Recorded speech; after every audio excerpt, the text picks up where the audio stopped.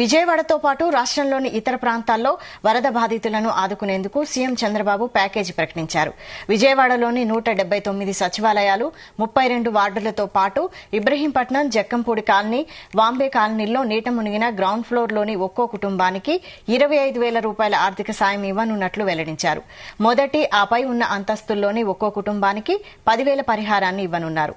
రాష్ట్రంలోని ఇతర ప్రాంతాల్లో ముంపు బారిన పడ్డ గ్రౌండ్ ఫ్లోర్లోని ఒక్కో కుటుంబానికి 10,000 ఇస్తామన్నారు. సచివాలయంలో రాత్రి చంద్రబాబు ఈ ప్యాకేజీ ప్రకటించారు.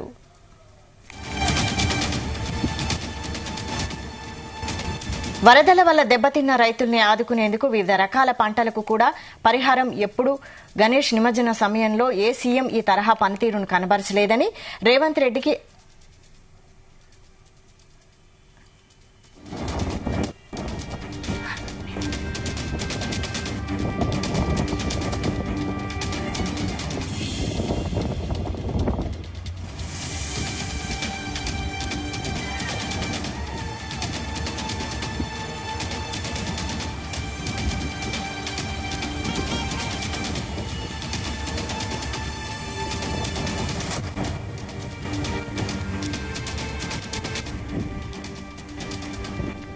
వరదల వల్ల దెబ్బతిన్న రైతుల్ని ఆదుకునేందుకు వివిధ రకాల పంటలకు కూడా పరిహారం ప్రకటించారు. వరద ప్రభావిత ప్రాంతాల్లో ఎవరైనా అద్దె ఇళ్లలో నివసిస్తుంటే వారికే పరిహారం అందిస్తామన్నారు. ఇంటి యజమాని బీమా క్లెయిమ్ చేసుకోవచ్చని తెలిపారు. పంట నష్టపరిహారం కూడా కౌలు రైతులకే చెల్లిస్తామన్నారు. ముంపు బారిన పడ్డ కిరాణా దుకాణాలు, హోటళ్లు, ఇతరత్రా చిరు వ్యాపారాలు, సూక్ష్మ, మధ్య, చిన్న తరహా పరిశ్రమలకు ప్యాకేజ్ ఇచ్చారు. దెబ్బతిన్న 2 వీలర్స్, ఆటోలు, ఫిషింగ్ బోట్లకు పరిహారం ఖరారు చేశారు.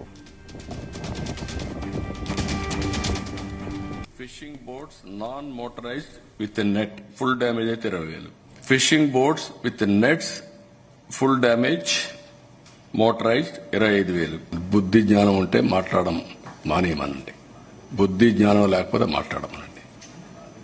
మీ ఇంటి మీద నీళ్లు వస్తాయని ఆకాశంలో పోతాను. ఇంటికి నీళ్లు రాకుండా చూసుకోవాలా. ఊరికే మర్యాద చెప్తే మర్యాద కూడా లేదు వీళ్లకు. మర్యాద తెలుసుకునేది నేర్చుకోవాలి. ఇంకొకసారి మాట్లాడితే ఆ నాలుకలు తాళాలు వేయాల్సి వస్తుంది. వాట్ నాన్ సెన్స్, ఏంటి తమాషగా ఉంది. ఇన్నింటి వాస్తవాలు లెక్క పెట్టుకుంటూ రాజకీయం కోసం అసహ్యమైన రాజకీయాలు చేస్తారా మీరు? ఒక విపత్తు వచ్చినప్పుడు ప్రవర్తించవలసిన తీరది. వాళ్ళు మనుషులు, నువ్వు మనిషి కాదు కాబట్టి, ఈ పార్టీ మనుషులు కాదు కాబట్టి ఇష్ట ప్రకారం మాట్లాడుతున్నారు. మానవత్వం లేకుండా మాట్లాడుతున్నారు. పుండు మీద కారం చల్లెట్టు. విశాఖపట్నం అనేది తెలుగుదేశం పార్టీకి, ఎన్డీఏ కూటమికి ఒక స్ట్రాంగ్ ఇది. ఆ ప్రాజెక్టు కూడా ఆ స్టేజ్కి రావడానికి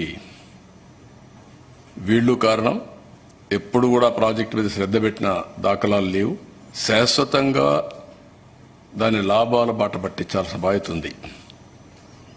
ప్రైవేట్ స్టీల్ ప్లాంట్స్ అన్ని బాగుండి one of the best steel plant ఆ పరిస్థితి రావడానికి కారణం అక్కడే మేనేజ్మెంట్ ఆలోచించుకోవాలి, అక్కడే స్టాఫ్ ఆలోచించుకోవాలి, అందరం ఆలోచించుకోవాలి.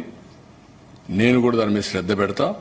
విషయం కూడా అక్కడే పెద్దలు ఎవరైతే మాట్లాడుతున్నారో అలాంటి వాళ్ళందరూ గుర్తుపెట్టుకోవాలి. దాన్ని స్ట్రీమ్ లైన్ చేస్తాను. టోటల్గా స్ట్రీమ్ లైన్ చేసి